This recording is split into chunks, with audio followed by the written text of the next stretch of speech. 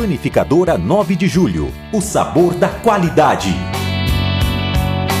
Varanda América, os melhores sabores da vida em um só lugar. Venha provar nosso almoço self-service por apenas R$ 21,90. Nossas pizzas, mussarela, calabresa e toscana, também por apenas R$ 21,90. Panificadora 9 de Julho e Varanda América, agora com Disque Delivery.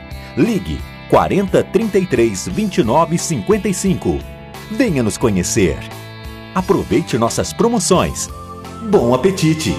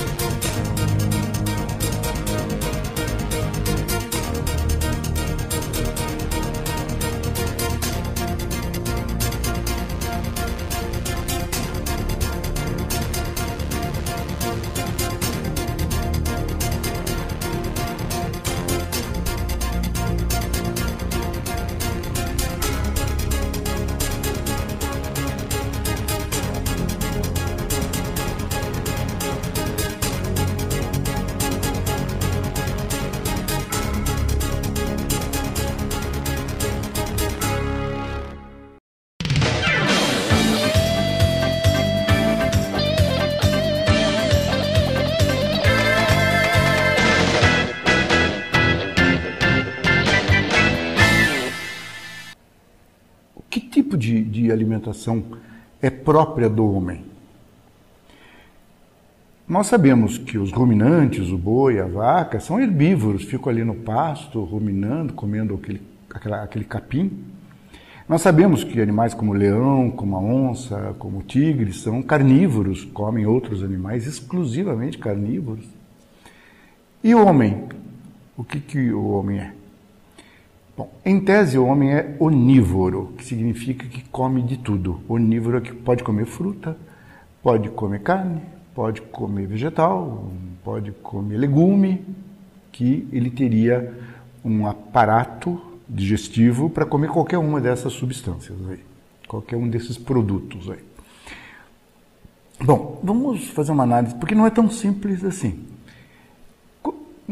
O que faz com que um herbívoro possa ser um herbívoro? São algumas características.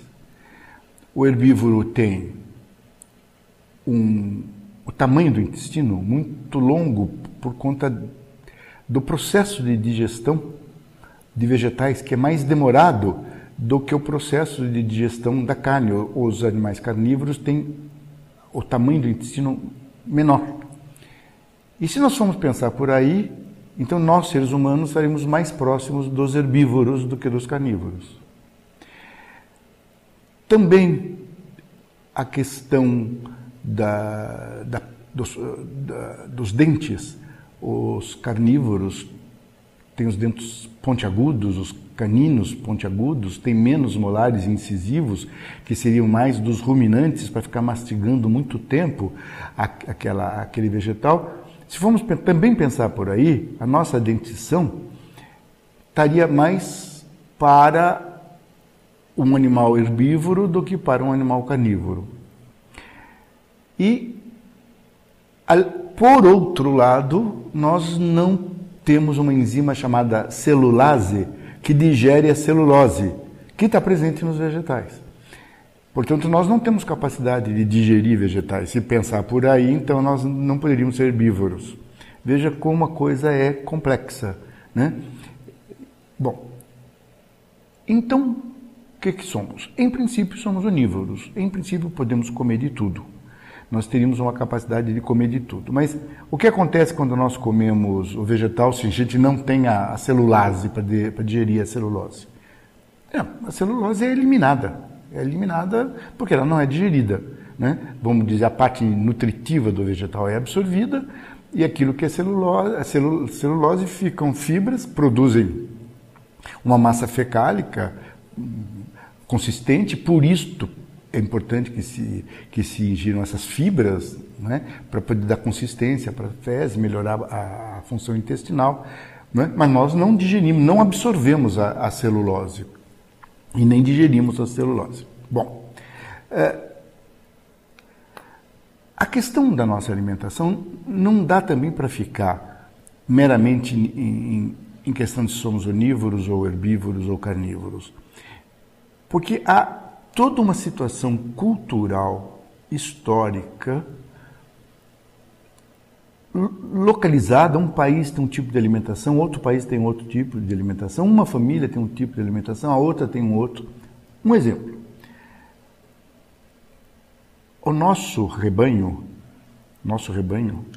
de bovinos, bois e vacas, só não é maior do que o da Índia.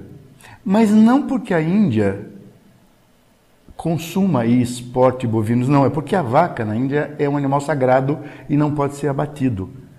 Então o número de vacas fica enorme porque eles não abatem as vacas, porque é um animal sagrado. Veja como a questão ela é cultural. E o nosso é o maior rebanho do mundo. Por isso nós exportamos, por isso essa preocupação do governo em relação a esta questão da carne fraca, né, que vai dar de frente com a questão da exportação de carne bovina, que é um carro-chefe da exportação brasileira, né? Por isso essa preocupação. Bom, mas voltando à nossa questão, que no momento não é a questão política, mas é a questão da relação do ser humano com sua alimentação. Bom, então ela é cultural. Se nós pegarmos a história da humanidade,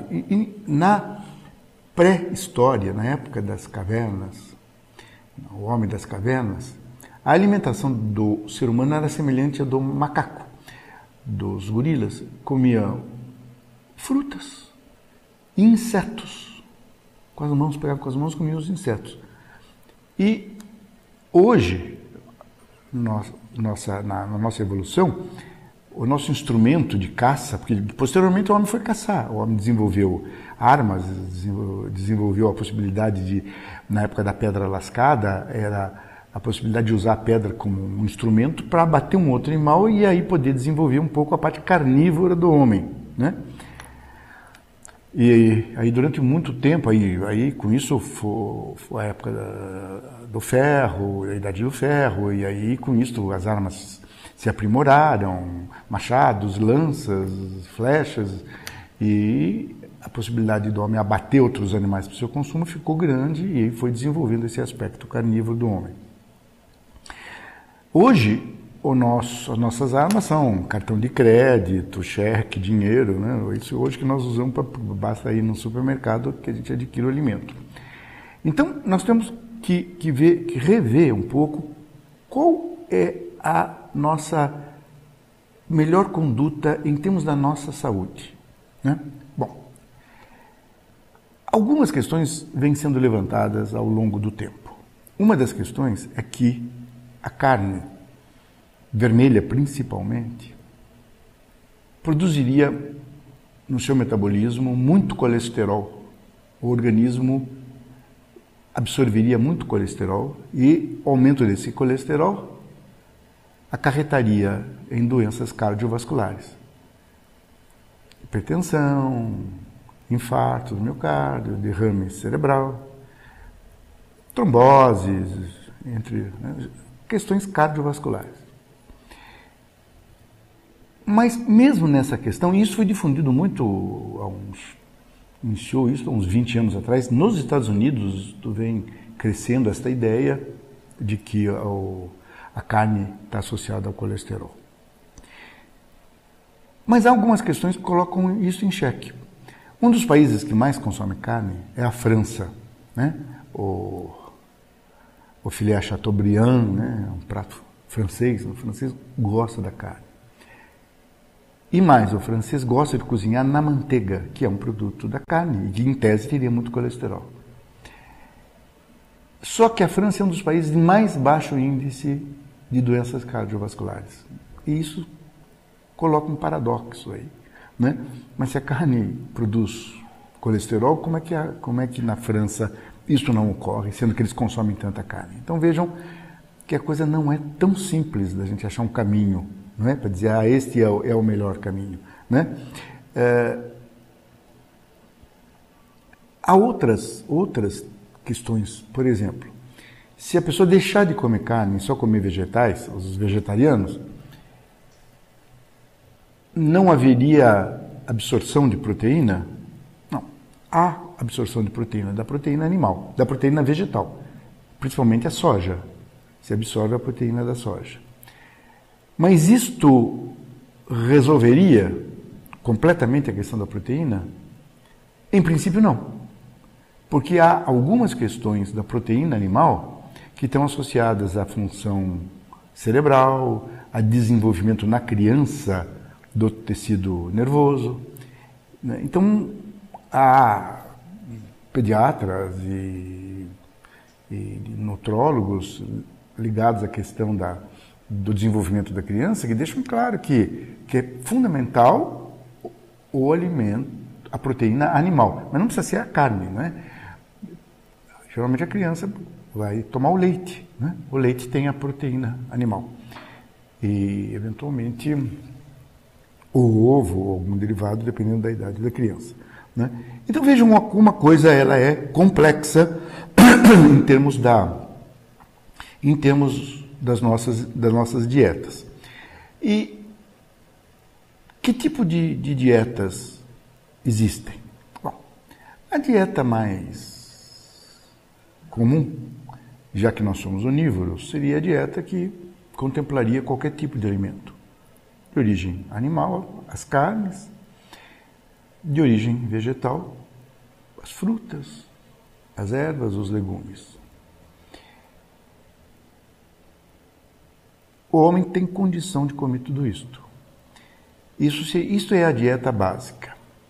Para se ter uma ideia de como funciona isso, no Brasil, o consumo de carne vermelha, pelas últimas pesquisas mais recentes, dá em torno de 30 quilos de carne vermelha por ano por pessoa. Claro que isso é uma média, é evidente que tem gente que come muito mais e outros que comem muito menos, por isso que dá uma média. A média é de 30 quilos por ano. 30 quilos por ano daria menos de 3 quilos por mês. Menos de 3 quilos por mês, né, você dividido no mês, daria aí umas 600 gramas, 600, 700 gramas por semana. Não é uma quantidade grande, e essa é a média, falando em carne vermelha. E nós temos, no Brasil, o nosso rebanho de bovinos é de cerca de 140 milhões, mais ou menos, é quase que uma vaca para cada habitante do Brasil, em termos do rebanho. É que nós exportamos muito também, essa comparação não vale muito, porque grande parte desse rebanho é transformado em carne para exportação. E se pensarmos em termos de outro tipo de carne, por exemplo, carne de frango, e a pesquisa um pouco complexa, por conta a gente não sabe esses produtores de sítio, mas pensando nas granjas, nas grandes granjas, dá em torno de 12,5 bilhões de unidades de frango para o Brasil todo, 12 bilhões. Exporta-se muito também, então também não dá para fazer essa divisão por habitantes do Brasil, porque muita dessa carne também é exportada. Bom, mas isso já dá uma ideia de como que funciona a dieta básica do brasileiro. Mas quais os tipos de dieta possíveis? Que tipo de dieta possível? Então, primeiro é essa dieta, chamada dieta geral ou dieta livre, utilizando em tese dessa ideia do homem ser onívoro, de poder comer o que quiser comer. Bom, aí tem algumas variações. Existem os veganos. Veganos só comem alimento de origem vegetal. Nada que seja de origem animal. Então aí não só não comem carne, seja carne vermelha, seja carne branca, como também não comem derivados, não comem queijo, não tomam leite, né? Os mais radicais nem sequer mel usam, porque o mel vem da abelha, que seria um animal. Então não utilizam nada de origem animal, só de origem vegetal. Existem os ovo-lacto-veganos, que fazem concessão para ovo e para leite. E continuam veganos, continuam ingerindo alimentos de origem vegetal. Mas associam com ovo e com produtos derivados do leite. Aí vai queijo, manteiga, né? E o ovo. Existem pessoas cuja dieta restringe a carne vermelha. Usam só a carne branca e vegetais. Bom, eu vou pegar um pouquinho da problemática de cada uma dessas dietas. A dieta exclusivamente vegetariana, a dieta exclusivamente vegetariana, ela ingere proteína de origem animal, que é a soja. Há algum risco? Algum risco há, porque sabemos que existem certas necessidades do nosso organismo de proteína animal. A carne vermelha, ela é vermelha porque ela tem ferro. Se você só usa a carne branca na dieta que restringe a carne vermelha, você faz uma restrição de ferro e você pode desenvolver uma anemia. O que pode acontecer também com os veganos. Então é preciso você consumir produtos que contenham ferro. Como produtos, se você é um vegano, tem que ter produtos que contenham ferro. E aí, feijão tem ferro, brócolis tem ferro, couve tem ferro. Existem soluções de você ter o ferro sem necessariamente utilizar a carne vermelha, né? E, e por que essa restrição de carne vermelha? Qual é a ideia que está por trás da questão da carne vermelha? É a ideia de que a carne vermelha produz mais colesterol. Isso é um fato? Aí entra aquela questão que eu já coloquei aqui. É possível, sim. Há estudos que mostram que a relação entre carne vermelha, mesmo porque praticamente toda a carne é gordurosa. Dizer que tem carnes mais gordurosas que outras, sim, mais gordurosas que outras. Mas dizer que tem carnes que tem zero de gordura não é um fato, porque a gordura ela está associada à carne. A carne ela é a parte muscular do animal e que é lubrificada pela gordura. A gordura lubrifica a carne. Então, dentro, essencialmente a carne tem a gordura. A gordura faz parte da carne. Então, não dá para você eliminar completamente a gordura da carne. Mas tem carnes, evidentemente, que são muito mais gordurosas que outras. Por exemplo, a picanha, né? A peça integral da picanha tem uma enorme camada de gordura que torna, inclusive, a carne mais saborosa, né? Essa gordura tem a qualidade ou a má qualidade de aumentar o colesterol? Tem com certeza, né? A questão é aquilo que eu coloquei da França. Se na França se consome tanta carne e não se tem problemas de ordem cardiovascular, né? Então como é que é essa relação entre uma coisa e outra, né? Será que essa relação direta que a gente importa do americano, carne igual a colesterol, igual a infarto, será que, né? Há outras questões, tem a questão do tabagismo, tem a questão da ingestão alcoólica, tem a questão do sedentarismo, né? Há uma série de outras questões envolvidas. Então, há muitas dúvidas da existência de uma dieta ideal. Mas uma coisa é certeza, que vegetais, frutas, legumes fazem bem à nossa saúde. Isto é garantido. Por que produzem? Porque eles têm na sua essência vitaminas, o tomate, a cenoura tem caroteno, a alface tem vitamina A, legumes, vegetais, frutas têm vitamina, a laranja tem vitamina C, que é fundamental também para a nossa digestão e absorção do ferro também. Então, vegetais, frutas são fundamentais. Isto não resta a menor dúvida. A questão da carne, acho que fica muito ao critério. Dizer que garantidamente a carne vermelha, faça mal, nenhum estudo ainda foi conclusivo para garantir que isso faça mal, né? Então, claro, é evidente que se eu comer muita gordura eu vou ter um aumento de colesterol e com certeza isso pode me fazer mal, né?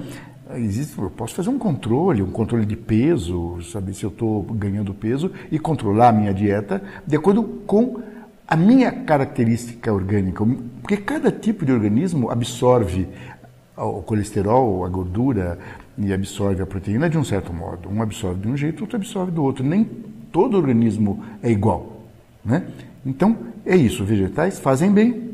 Quanto à questão da carne, cada um tem que pesar o custo-benefício para si próprio, para a saúde, verificando, né, sempre controlando o colesterol, ver se está tendo problemas com isso, e para isso ter uma vida mais saudável fisicamente e com isso mentalmente também. Panificadora 9 de Julho, o sabor da qualidade. Varanda América, os melhores sabores da vida em um só lugar. Venha provar nosso almoço self-service por apenas R$ 21,90. Nossas pizzas, mussarela, calabresa e toscana também por apenas R$ 21,90. Panificadora 9 de Julho e Varanda América, agora com Disque Delivery. Ligue 40 33 29 55. Venha nos conhecer. Aproveite nossas promoções. Bom apetite!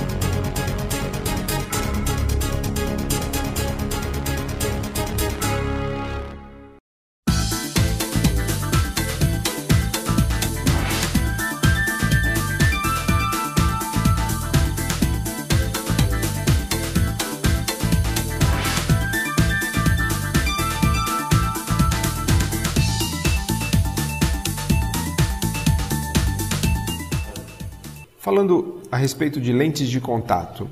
Lente de contato é um excelente recurso para melhorar a qualidade de visão das pessoas. Obviamente, nós temos dentro de uma hierarquia, vamos chamar assim, né? A primeira escolha, o óculos, que ainda é um excelente recurso óptico para melhorar as pessoas que têm grau.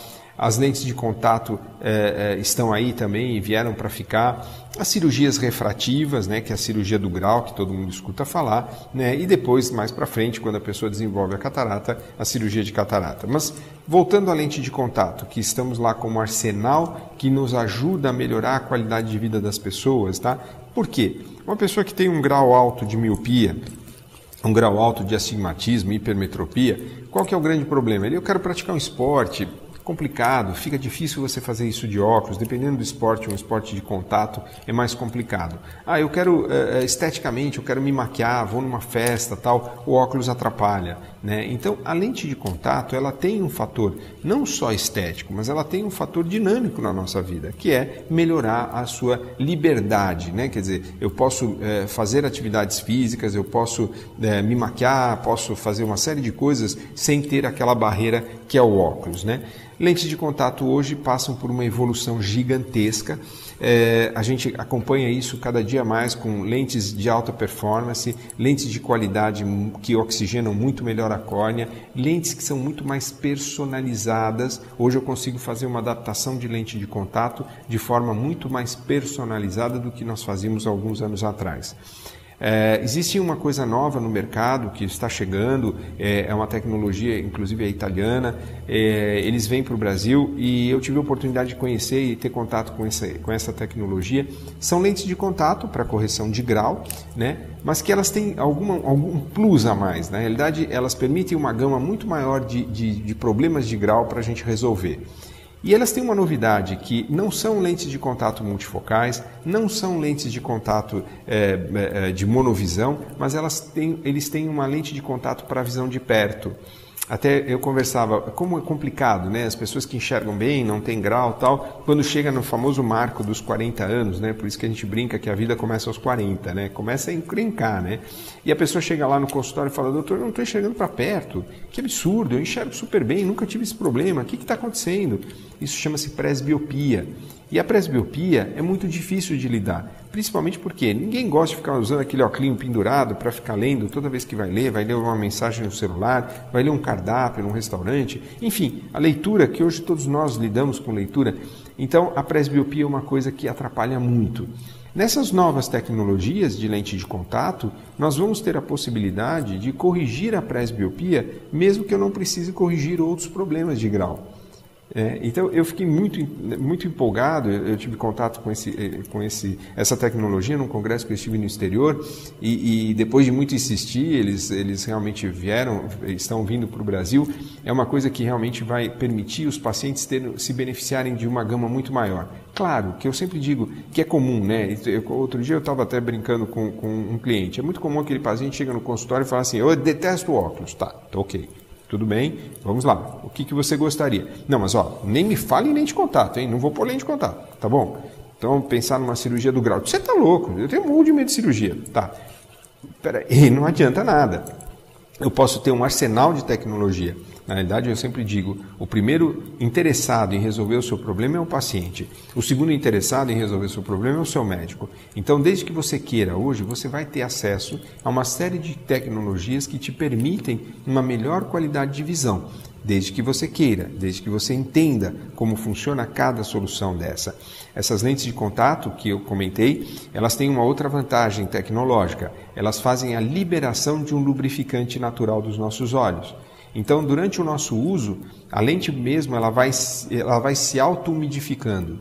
É realmente uma coisa fantástica, porque nós sabemos que o insucesso da adaptação de lente de contato, primeiro, quando o paciente compra lente de contato sem nenhuma orientação do médico, ele já está exposto a um risco tremendo, né? Curvatura, não sabe nada, está colocando o grau muitas vezes errado. É comum demais eu pegar pessoas usando o grau muito acima do que elas precisam usar, porque compram a caixinha lá da lente de contato, não sabem nem por que estão comprando aquilo. Compram pela internet, compram no telefone, sei lá.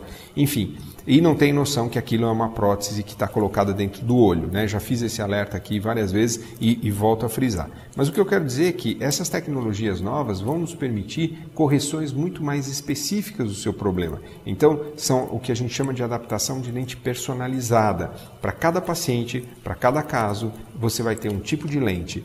A vantagem disso que realmente não vai ter um custo excessivo, porque o que me preocupou quando eu tive contato com essa tecnologia lá fora, eu fiquei pensando, bom, vai inviabilizar pelo custo, e não é isso que aconteceu. Hoje elas vêm para o nosso país, vêm de uma forma viabilizada, que você consegue ter acesso. Precisa conversar com o seu médico oftalmologista para ter essa informação.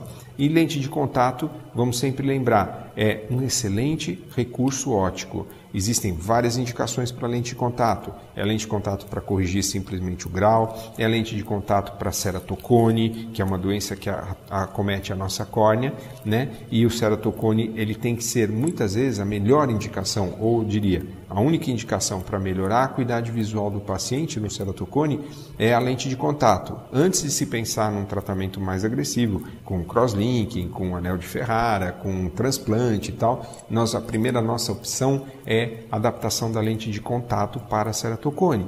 Então você consegue devolver uma ótima qualidade de visão para o paciente, por incrível que pareça, mas através de uma lente de contato. Então, o assunto lente de contato é uma coisa muito, muito complexa, não é simplesmente uma coisinha que você compra uma tampinha lá, coloca no seu olho e tal. Existem inúmeras indicações, inúmeros tipos de lente de contato. E essa nova tecnologia que vem chegando vai nos permitir que o paciente use por mais tempo a lente. Continuamos recomendando não dormir de lente, salvo alguns casos que têm as suas indicações para dormir com as lentes, mas na maioria a gente pede para que não durma de lente, né? Tem essa orientação.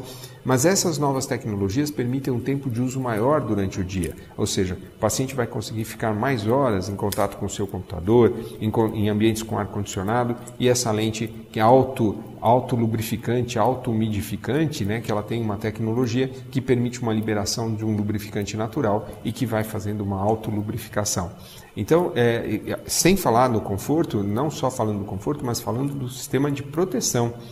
Quando nós fazemos uma auto-umidificação, nós melhoramos a oxigenação da córnea e a córnea fica muito mais protegida, o que te dá, além de um uso mais prolongado, te dá uma qualidade de visão melhor e, claro, para nós que adaptamos lente de contato, ficamos muito mais tranquilos, sabendo que o seu olho vai estar muito mais protegido.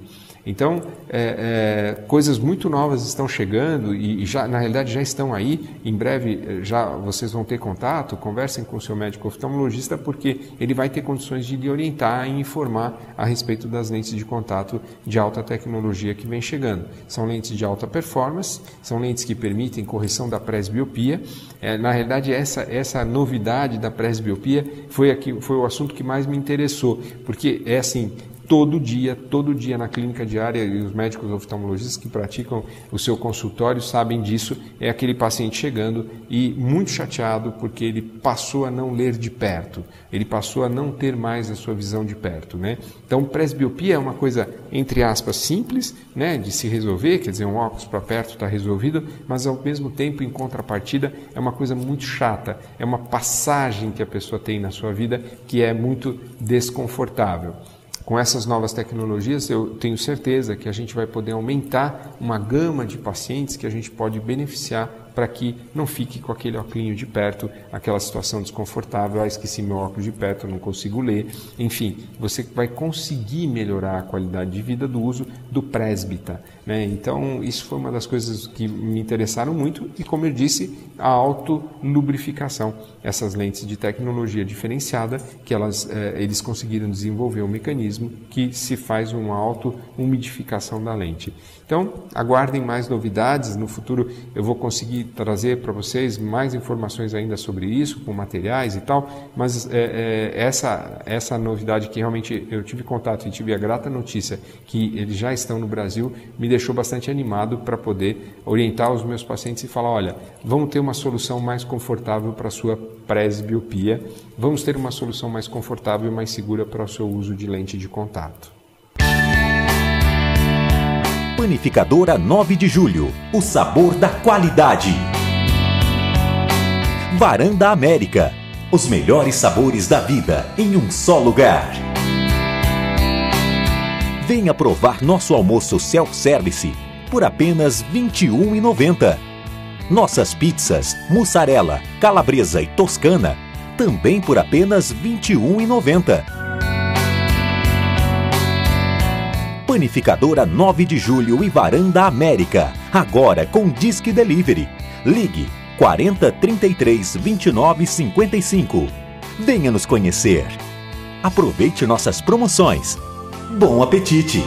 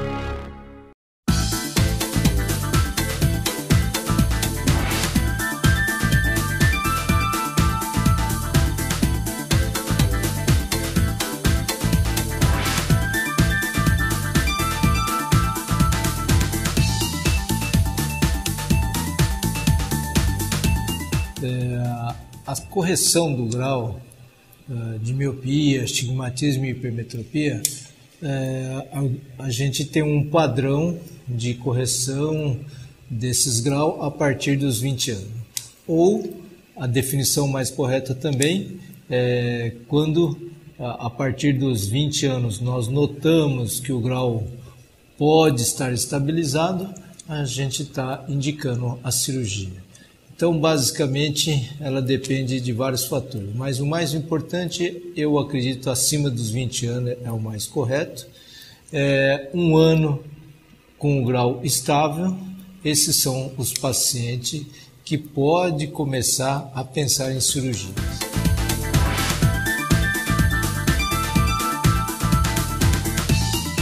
Nem todos os pacientes podem submeter a essa cirurgia, pois depende de algumas condições próprias do olho, né? Então, basicamente, se o olho tiver uma doença, basicamente na córnea, nós não podemos operar esse paciente. Então, para isso, é realmente necessário que se faça um bom exame com os aparelhos mais sofisticados, porque hoje a nossa preocupação realmente é procurar os pacientes e descobrir os pacientes que não podem ser operados. Porque esses pacientes que não podem ser operados, se forem operados, vão ter problema no futuro e são problemas muito desagradáveis, né? Que muitas vezes é difícil de correção.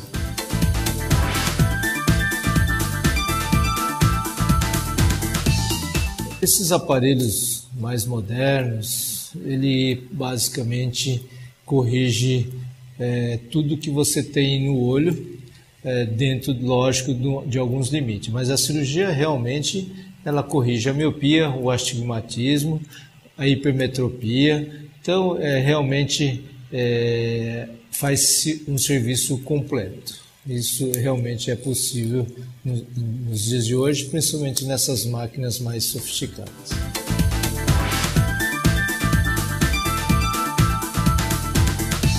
Basicamente, paciente com grau estável, paciente que tem intenção de ficar independente de óculos, de lente de contato. Esses pacientes são os pacientes indicados para cirurgia acima de 20 anos e com grau estável. Basicamente, o que nós sempre gostamos de dizer ao paciente é que o futuro sempre é difícil de prever. Então, o que existe muitas vezes é um marketing enganoso que vai dizer para você que nunca mais vai usar o óculos. Isso não é verdade, né? Isso realmente é um marketing que realmente deve tomar muito cuidado, porque o dia seguinte, o futuro, é muito difícil de prever. O que existe são estatísticas. A estatística, nós que já operamos mais de 20 anos, a maioria absoluta, realmente o grau, quando está estável, realmente a cirurgia fica anos e anos eficiente. Mas se numa fase da vida do paciente, do indivíduo, ocorrer alguma alteração na córnea, outras alterações, o grau pode realmente novamente começar a aumentar e automaticamente nós vamos ter que corrigir, e alguns pacientes ainda podem ser submetidos a nova cirurgia, mas com muita cautela, com muito cuidado, depois de um exame bem minucioso. Mais uma vez, eu volto a dizer, hoje a nossa preocupação é procurar os pacientes que não podem ser submetidos à cirurgia. E para isso, existe já uns aparelhos sofisticados, mas como tudo na vida, sempre existe uma brecha, né? Sempre existe uma brecha que nós podemos dizer, nos dias de hoje, esse é o aparelho mais moderno que detecta que o teu olho provavelmente não vai ter problema, mas sempre deixamos esse mas, por isso que é muito importante esse diálogo com o teu oftalmologista, né? E que sempre o paciente não tenha ilusão, né? Nós não somos fabricante de ilusão, né? O corpo humano ele é muito dinâmico, ele tem que ser raciocinado de uma forma bem dinâmica. O que eu quero dizer com isso é que o futuro realmente nós temos que chegar lá, né? Mas basicamente O mais importante é descobrir o paciente que não pode ser submetido, porque esse vão ter problemas no futuro.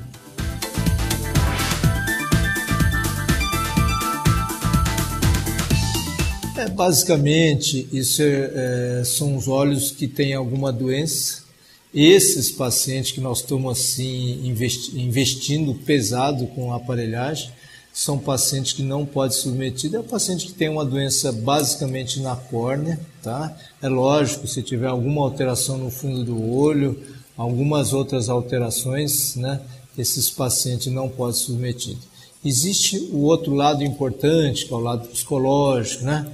Os pacientes muito ansiosos, os pacientes que têm muita ilusão, né? Os pacientes que não querem assumir o risco, esses também são pacientes com contraindicação de fazer a cirurgia, né? A cirurgia é uma responsabilidade dos dois lados, é do paciente e do médico, é dos dois, né? Então é muito importante você procurar o serviço que você confie. Os aparelhos, você tem que ter uma noção de que aparelho que você está sendo submetido. Nós temos aparelhos de 30 anos sendo usados, né? Então, isso tudo você tem o direito de saber, de procurar, saber onde é que estão usando a tecnologia mais recente, né? Isso daí é uma coisa que o paciente tem que procurar, tem que ir atrás.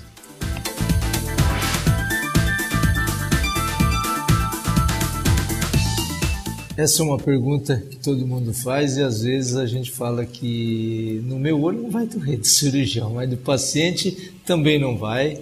A anestesia hoje é muito eficiente, realmente dificilmente um paciente reclama de dor. Nós sabemos que dor é individual, mas digo para você que a cirurgia é praticamente indolor, principalmente através dos colírios. O único anestésico que nós usamos é o colírio anestésico. Não tem injeção, né? Não tem sedação, basicamente é só o colírio e a gente consegue fazer a cirurgia muito tranquilo.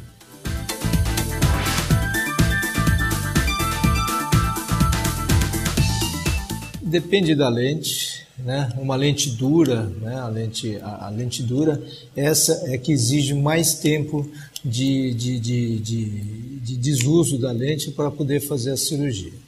É muito importante entender que a lente dura ela vai mudar a superfície da córnea e com isso nós vamos ter o risco de operar um grau errado. Então, basicamente, antes da cirurgia, esse paciente tem que ficar 1 mês sem a lente.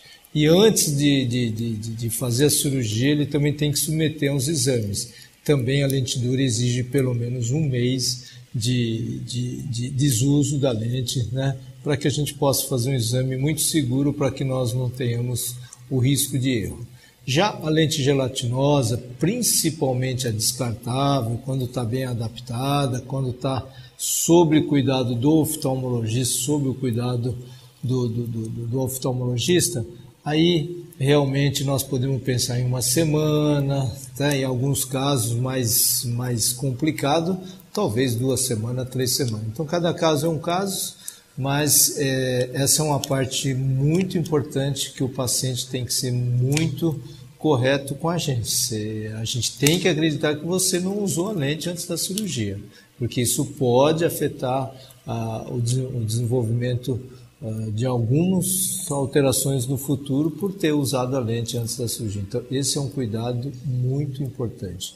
Mas basicamente uma lente descartável, com orientação do oftalmologista, esse paciente pode ficar tranquilo, em 1 semana resolve. Já a lente que você compra na internet, que você compra em ótica, realmente essas aí você tem que ter um cuidado, porque são lentes que são colocadas sem exames, são colocadas a olho, e que geralmente dá certo, mas ela pode estar muito apertada, provocando uma alteração na córnea. Então, lente de contato que você compra na internet, você tem que avisar o teu oftalmologista, tá? Que você comprou na internet, que você comprou na ótica, sem cuidado do oftalmologista. Esses pacientes automaticamente vão ter que ter um período maior de desuso da lente para poder fazer o exame e automaticamente para fazer a cirurgia.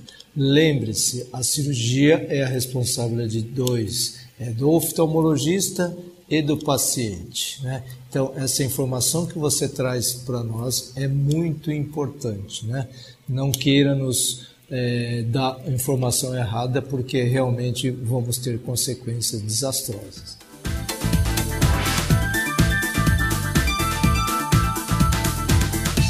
Esses pacientes com certeza estão acima dos 40 anos, né? Esses pacientes têm que ser muito bem avaliados pelo oftalmologista. Então, em alguns casos, nós podemos fazer a cirurgia sim, a cirurgia refrativa, né? Isso vai depender se ele é míope, se ele é hipermétrope.